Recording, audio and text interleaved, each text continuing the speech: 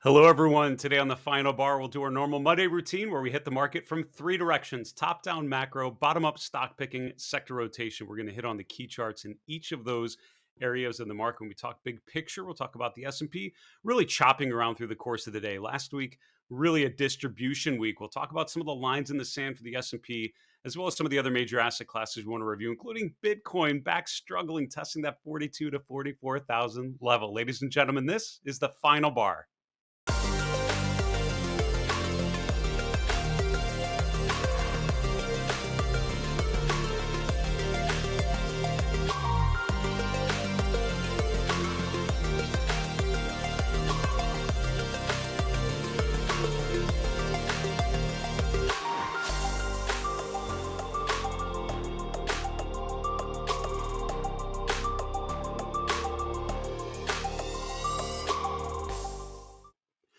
Hello, everyone. Welcome to the final bar. I'm your host, Dave Keller. I'm the chief market strategist here at StockCharts.com in a cloudy Redmond, Washington. Thanks for joining us every weekday after the close as we focus on the markets using the power of technical analysis, the discipline of behavioral finance, really the strengths of StockCharts.com as we analyze the markets using the data that the markets provide back to us. I've always been told from mentors of mine from early on all through my career, if you know nothing else about the markets, look at a chart of the S&P 500 or whatever asset class you're looking at. There are a lot of questions that can't be answered on the charts, but many that will. And also, it'll help point you to the questions that need to be answered. Why are you seeing accumulation or distribution? Those answers often come after the charts start to reflect that change of character, as we often call it. Last week was really a digestion week, right? It was showing distribution. We really sold off into the close on Friday. That was the, I think, exclamation point to a week of giving back some of the previous gains. Today's sort of a choppy phase, but you had energy up pretty good. However, in plenty of sectors, things like consumer discretionary, places like healthcare and others, showing some signs of distribution, even technology, which has been sort of a high flying group. So we're going to break down as many of those charts as we can when we get to our shifting stocks segment. Want to let you know some of the great guests we have coming up this week and next week. Tomorrow on September 14th, Tuesday, we have Louis Yanis from WealthNet Investments. On Wednesday, Alessio Rutigliano. Alessio is from Wyckoff Analytics in San Francisco. He's their cryptocurrency expert. Should be a lot of fun. We're going to talk about Bitcoin here in a few moments. On Thursday, Frank Capillari, who's the technical analyst at Instinet in New York. Then the week after, on Tuesday the 21st, we have Tony Zhang, who's the chief options strategist at Options Play in New York. Couple quick other upcoming events to point out to you. The TSAA is the oldest technical analysis organization in the U.S. It's the Technical Securities Analysts Association based in San Francisco. It's a fantastic organization. I'm a member, and many of my peers in the industry are as well. We are very proud to sponsor their annual conference coming up this Saturday on September 18th. You can go to tsaasf.org for more information. Presenters, people like Ari Wald from Oppenheimer, Craig Johnson from Piper Sandler, many others who we've had on the show. It should be a really good event. Check that out if you can.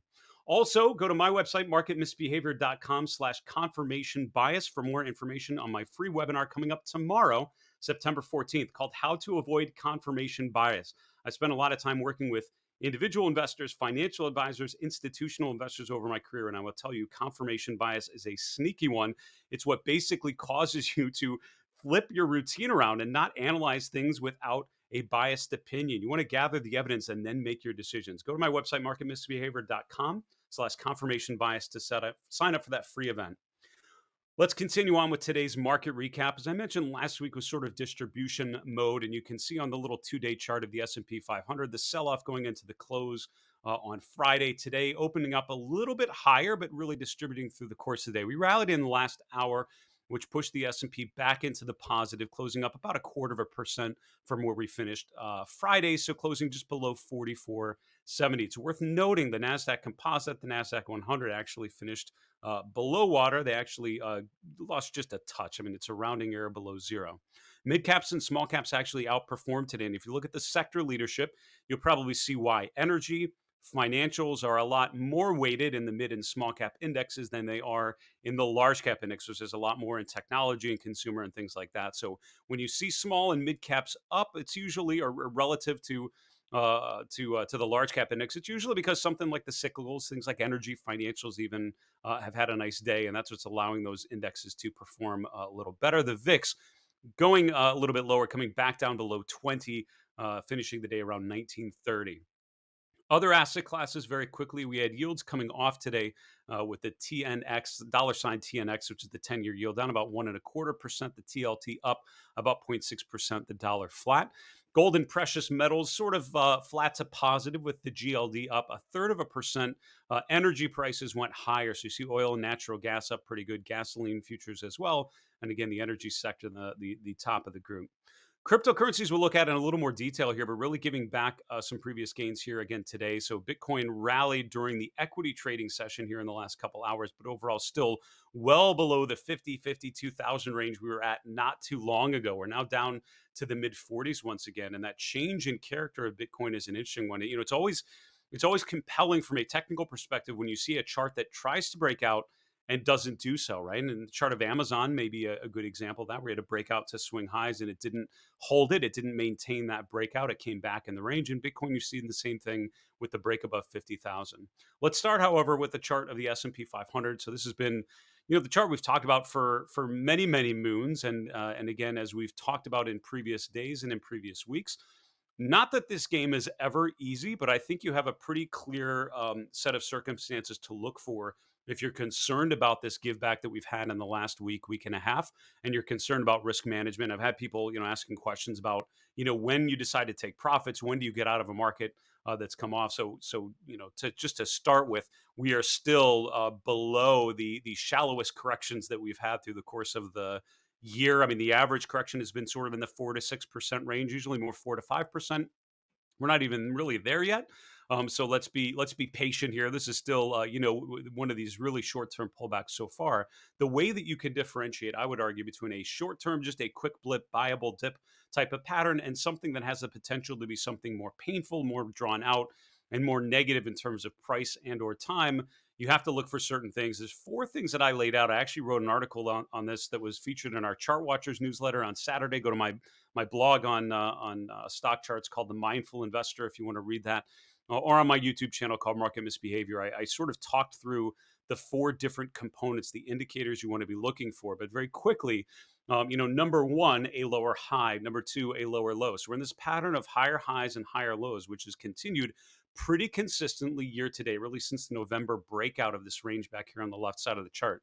Really, the only pullback that broke below the previous low was in May. And that's why this market started to look fairly questionable at that point, right? We pulled back to the 50-day. We'd finally undercut the low from the previous month. That had the potential to get a lot more painful, but a number of things happened. We held at the 50-day moving average. The RSI never got below 40. Let's look at what happened here in some other times, right? In July, the most recent pullback, if you skip the August one, you had the 3.8% pullback about from peak to trough. You had the RSI remaining above 40. So those are the other 2 things I would look back. Do we hold the 50-day moving average as we did in May, as we did in July? That would be the third point. Do we break RSI 40, which we've literally not done the entire year, right? Since last October, that's the last time the RSI has been below 40. And the reason why that's an important level is because in a bull market phase, sort of the whole range of the RSI gets elevated and you become overbought on an upswing. The RSI goes below 40 or remains above 40 on a pullback. When that changes, if the RSI would get below 40 on some of those pullbacks, that's where you can tell that things are changing. That's what told us that energy stocks, which have in leadership sort of April, May, June-ish, started to come down. The RSI breaks 40 as you pull back, and that's a suggestion that that dominance is starting to dissipate a little bit. So those are the 4 things to look at. Again, go to the article on my blog, Mindful Investor, here on Stock Charts to get more detail on the charts that I was using to refer to those 4 steps. That's a basic thing I would be looking for there. Now, very quickly, just to finish off our market recap here before we dig in a little more deeply on sectors and stocks. So Bitcoin is an interesting chart. There are a couple things that stand out as I'm looking at the chart of Bitcoin. So July into August, you had this 6-week period, maybe 7-week period, where you broke above that 30,000 level. We found support there, popped higher, broke above 34 or 36,000, which was the swing high previously. We pushed above there and then continued to push on above 42,000, which I think was a key level to eclipse. From there, look at how the RSI has actually given you a negative divergence, right? That bearish momentum divergence where every high is met by lower momentum. And that's often a concerning thing. We've seen that with stocks at times where you've seen that bearish divergence. Some of the stocks pulling back right now arguably have that bearish divergence in play, but especially you can see this break to 52,000. You can see the RSI didn't even get overbought. So, it certainly had the sense that it was running out of steam. But as the market makes higher highs and higher lows, I would concern less with that, and I would be focused on the trend. But what's happened now is you've now broken below the swing low. We've undercut that swing low from August. We've gotten back below the 200-day moving average, which we had remained above there for about a month or so. We're now starting to feel a lot more like a pattern of distribution, and we're right at the level of support that we hit in mid-August and early August, that 44,000 level. We're right above 42,000, which was the peaks that we'd seen a number of times, actually going back to January, that we've tested a number of times. So this pink shaded area, we're kind of there. We're at the support. So it could absolutely be the buyable pullback within the next move higher. This would be the time where that would need to hold, and I think 42,000 is the level to be paying attention to. Also note, just like we talked about the RSI on the S&P 500, I think that measure of momentum could be interesting here as well. You saw that rotation here in January, February, March, April. Look at how we hit the ultimate high. We made a new swing low. The RSI undercut 40, and that was the beginning of this real distribution phase. I don't know if we would repeat that by any means, but that indicator, the RSI, would be one way that might suggest that is starting to play out. So certain level to watch there on the chart of Bitcoin. The second phase in our Monday routine of breaking down the markets from a couple different angles is looking at sectors. And we always like to start with the RRG, the relative rotation graph. Julius DeKempener, my friend and StockCharts colleague, created this visualization years ago. It's a beautiful way of illustrating how the 11 S&P sectors are rotating around the benchmark, and the S&P 500 is basically the crosshairs there at the zeros or at the 100 level. And then further to the right, it's outperforming. Further to the left, it's underperforming. The vertical, the x-axis, gives you sort of the momentum behind that, so sort of the pace of that change. So furthest to the right are your strongest sectors. So the strongest sectors overall, using this weekly data: real estate, technology, and healthcare. What's concerning about all three of those is they're not necessarily heading in the right direction. They're showing that the momentum is kind of coming out of that trade, particularly with real estate, which is heading in a southwest direction, what I might call the direction of deterioration. There's not a lot of improving, illustrations on here. You have technology and healthcare, both of which are basically holding their gains. They're basically still outperforming, but the pace is coming down. The momentum is coming down, which is, more distributive. Now, today, for example, healthcare had a fairly negative day when you look at the individual charts. And if we have time when we get to the shifting stock segment, things like the equipment names, TMO, Thermo Fisher, Waters, WAT, also some of the pharma stocks like Eli Lilly, Pfizer, all having fairly rough days, and that's what's causing this relative strength line to tilt sort of straight down here. What would be concerning is if they sort of head southwest again. Now, what is improving here? You have communication services, which is actually starting to hook back in the right direction. That's a sector to watch. And utilities, which is number two. Utilities is one of those sectors I find people love to ignore. Real estate and utilities are two of those. They're not a huge weight in the S&P. They're boring names. They're not household names that you probably talk about. You don't talk with your kids about Southern Company, right? Making your utility company. You're talking about Apple and Facebook and names and products that they're much more familiar with. However, these are stocks that tend to pay good dividends, and they tend to, at times have fairly constructive charts. So it's worth watching a sector that people don't tend to follow as much, that is starting to improve, particularly if it gets into that leading quadrant. Next, let's look at the 11 S&P sectors on the candle glance function. Again, to get any of your chart lists into this function, if you bring up the list up here in the at the top, you have view list as. You have a lot of really cool ways. If you've not explored this, by the way, check out the fact that you can put any list of names onto an RRG, or look at the gallery view or the chart book, which makes it easy to flip through the charts. What we're doing is the candle glance function. It allows you to look at all of them on the screen at the same time. It's a great place to start, sort of take a step back and look at the reflect on the overall patterns and trajectories. What's interesting is, as I was looking at the charts over the weekend and then getting ready for the show today, it strikes me that none of these charts are incredibly negative, besides maybe energy. And if you're looking at the most improved, energy is probably it. When you take a step back, you can see that this is the only one that's near its 200-day moving average. The rest of them are fairly far away from them in pretty decent long-term uptrends. Energy is the only one that's tested its 200-day moving average anytime recently. A lot of these, coincidentally, are testing their 50-day, and I think that's something to watch, particularly with healthcare, which is actually hitting its 50-day moving average, just this week. Paying attention to how stocks and how ETFs do around their 50-day is fairly important. You can see that the XLV bounced off of the 50-day in June. It's now testing it once again. We closed literally right at it. through the course of this week, as you're seeing the pharma names sell off, you're seeing the medical equipment names come off. Seeing if the XLV can hold that 50-day could tell you if this is more of the buyable dip type of pattern or if it's something deeper and more significant. We have to think a lot more about potential downside risk. Think about that with the XLE, the energy sector. We saw back here where it tested the 50-day and just broke right through it. Closed that at day one, closed right through it the next day, sort of tested it from below. And that was if the beginning of the end, really, if not the end of the outperformance of the energy sector until what we're just starting to see here in the last week or so as it's been able to put in a higher low. So the XLV, I will be watching the 50-day. With the energy sector, it's clearly been the worst performer just looking at the charts and where they're at relative to the moving averages. What's happened with the XLE, though, is it's settled in really to a fairly decent range, right? On the XLE, you have the lows around 45 to 47. You have the upper end of the range, 53 to 55, and that's really been the range of the energy sector. But we're at the sort of moment of decision. This arguably was a huge breakdown, breaking down the neckline of what you could call a head and shoulders sort of pattern, but we didn't follow through, right? The breakdown of the 200-day was repelled, and the day after we closed higher and then bounced back above it. And now we've actually established a higher low.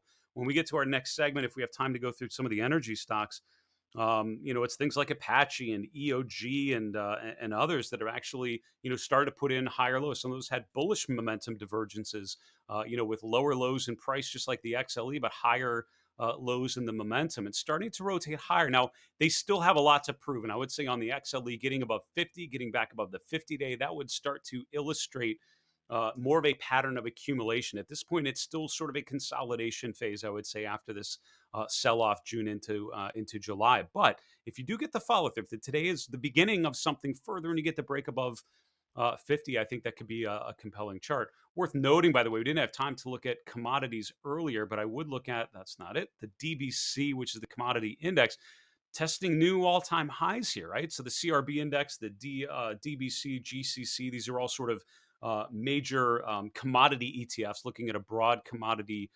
universe. You can see the DBC testing resistance in June, July.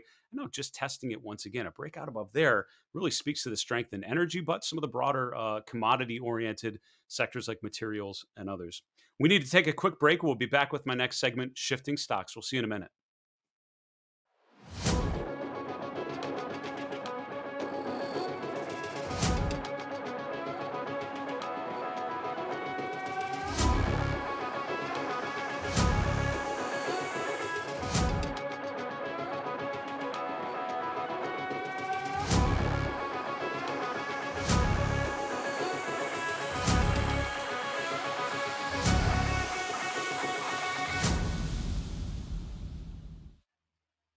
Hello, everyone. Welcome back to the Final Bar. This is Dave Keller here at StockCharts.com. Thanks so much for joining us every weekday after the close as we focus on the charts, how they're evolving. It's such a pleasure to do this show every day and really follow day to day how these charts are changing. We hope you enjoy the time that we have here together. A couple quick comments before we get to my next segment.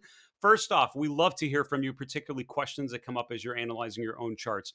You're not alone. Many others have struggled probably with many of the things that you're running into. They've had some of the questions that you have.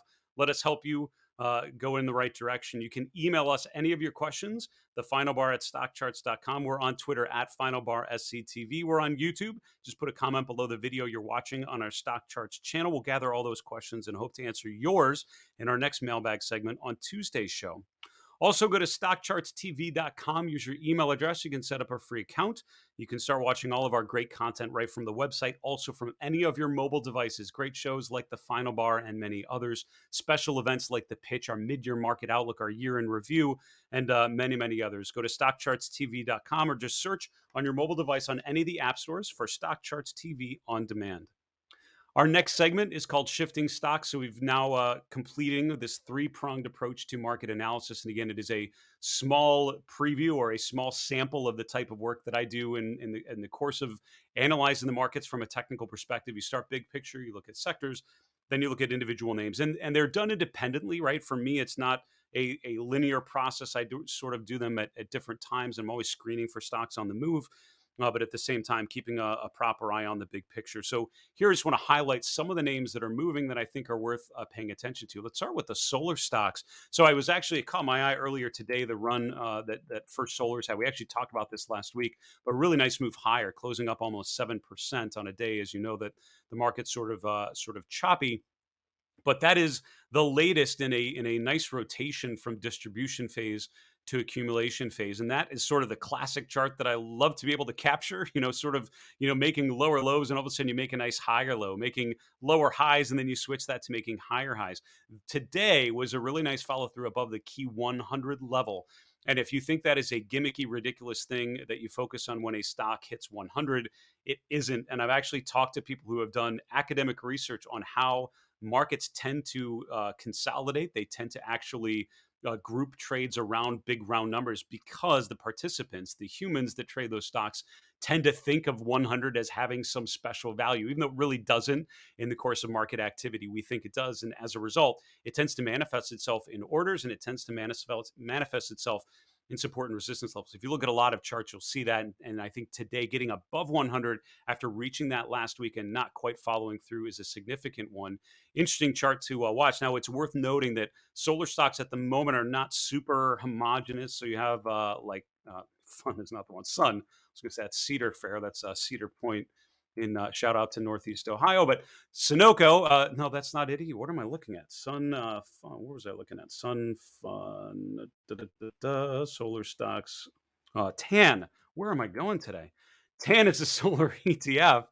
This is the one. So if you look at First Solar, which had actually that rotation, right, had made lower lows, lower highs, and then switched and made higher highs and higher lows. The solar ETF has actually made a higher low, but has not made a new swing high. It really hasn't eclipsed that high from April, and again that high from June. It's still sort of stagnating around that area, not really able to follow through. SunPower, that was one I was going for. I don't know what ticker I was trying to throw up there. SPWR is SunPower, another stock in that group, not really bouncing higher. And that whole group actually is called renewable energy equipment. That's a lot of things like battery names and stuff. But a lot of these are really not following through the way that First Solar is at the moment. So I don't think that's a solar move. That's really a First Solar move, and showing from a technical perspective sort of an advantage there versus others. Switching gears to communication services, we talked about the chart of Disney. And again, I'm always on the lookout for stocks making a rotation. I think Disney's really close. Bouncing off the 200-day was encouraging. We're now bouncing up against or bumping up against the resistance that's held there in July. Hit there again in August. We hit there last week, and we're not quite getting above there. But I think getting above that resistance around 185, 186 would be a nice follow through to the upside.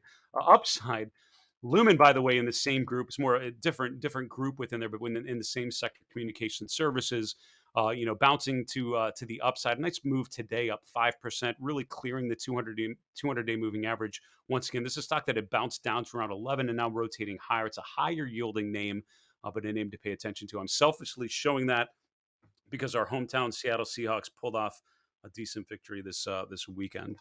Looking at consumer discretionary, so the home builder names struggling a bit, and I think these are charts that actually might be interesting to review a little bit. With DR Horton, for example, in particular, you had a new high there in May. This is when the group was making, or at least the stock was making, a new relative high, 12-month relative high, really showing signs of strength, rotating to the upside. That was really it, though.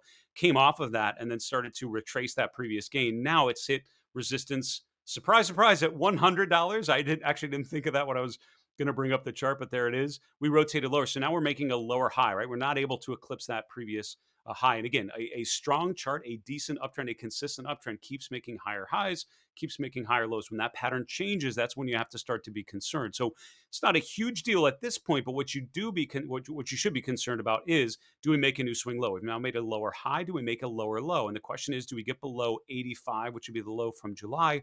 That would also take us below the 200-day moving average, and that would be quite a rotation from a group and from a particular stock that had been actually holding up pretty well. And if you think about it, charts like Pulte Homes in the same group have actually already broken down. So this is what the DR Horton chart looks like. But fast forward a week, you have a gap lower, below support, below the 200-day moving average. So what concerns me is that other stocks in this group have already broken down. My question would be, do you see that follow through with DHI and others in the group? Charts that are working, not to make this too depressing. And again, I'm never, I don't seem to be struggling to find stocks making new swing highs or new swing lows. TSCO, Tractor Supply Company, really broke out last week. It was a nice push through to the upside. Gave back a little bit that today, but getting remaining above this resistance level, that basing high, which is around 200. That was the high there in May. That was the high again in August. We rotated above there going into the weekend, pulled back a little bit, but I think remaining above there and especially above the 50-day moving average would sort of continue that upward trajectory. I hesitate to bring up the meme stocks only because they're super volatile and I think they're super challenging. To be honest with you, the scale of these moves is sort of outside the normal trajectory of a lot of technical analysis. However, the discipline remains the same, and I think if you think charts are worthwhile on any one stock, they arguably should be worthwhile in other places too because it's a simple chart of supply and demand. I think it's undeniable that this chart has rotated back to the upside more in a bull market phase, getting above this resistance level, call it around 47.50 or so, 48. This is the high from mid to late August, which we tested again. We've now broken above that, and the chart's super compressed on the left side.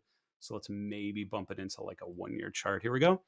Right. So here you have this resistance level here in July and August. We tested it again. We've now broken above it. So, again, higher highs, higher lows, which is the trend we're now seeing, indicates a rotation more to a bullish phase. The relative strength is improvements. What are the top ranked names in the scooter ranking? Really, given the percent gain that you've had, it's unmatched by most other names in the large cap universe. Now that we promoted it to large caps because the market cap has gotten to the point where it deserves it. But overall, I think the trend in the short term here is certainly positive, and it confirms that rotation from distribution phase to accumulation phase. We need to wrap the show, go to the 3 and 3 charts in 3 minutes. Here we go. Chart number one is the XOP. This is the oil and gas exploration and production ETF. We often look at like $ OIH. I want to say $ OSX maybe is the one I'm thinking of. There are a number of indexes and ETFs to track this general theme, but the XOP is the one that I wanted to highlight. So a lot of these stocks have had nice bounces. We didn't get to a lot of the energy names, but many of them, like Valero and others, sort of had this configuration: lower lows July into August. Some of them, but not all of them, had a bullish momentum divergence, which you could call the move that you see there in the XOP. And now we're rotating above there. The XOP is interesting because it's getting above the 50-day. It's getting above the swing high there from mid to late July. And that's the rotation I would want to see from the rest of the energy space to feel a little more encouraged about this uptrend. Again, working today, which is great. The XOP was up over 4%. That's a nice run. Whether that has staying power, for me, it's about getting above those interim lows and holding when you have a pullback, right? Making a higher low as well. And that's what I'd be looking for on the chart. We highlighted in our macro segment, actually, I got to it a little bit later when I remembered to go back there. The DVC, the commodity index, the commodity ETF, is really testing all-time highs. Commodities as a whole, we've talked about the commodity super cycle. We've talked about the long-term uptrend, but the rotation that you saw there in July and August, really making lower lows, a little more of a concern. This has been more of a consolidation phase. It's almost a broadening top, which is sort of a rare pattern, but that's when you have a big run and you have higher highs and lower lows. So it's the opposite of a symmetrical triangle, which is a range becoming compressed. A broadening top is a range blowing out, sort of getting, expanding. As you can tell by the fact that it's called a broadening top, it usually resolves to the downside when you start to accelerate down. We're not there, though. We're testing all-time highs. I think getting above those resistance levels and remaining there would certainly be key to that upward rotation in the chart there.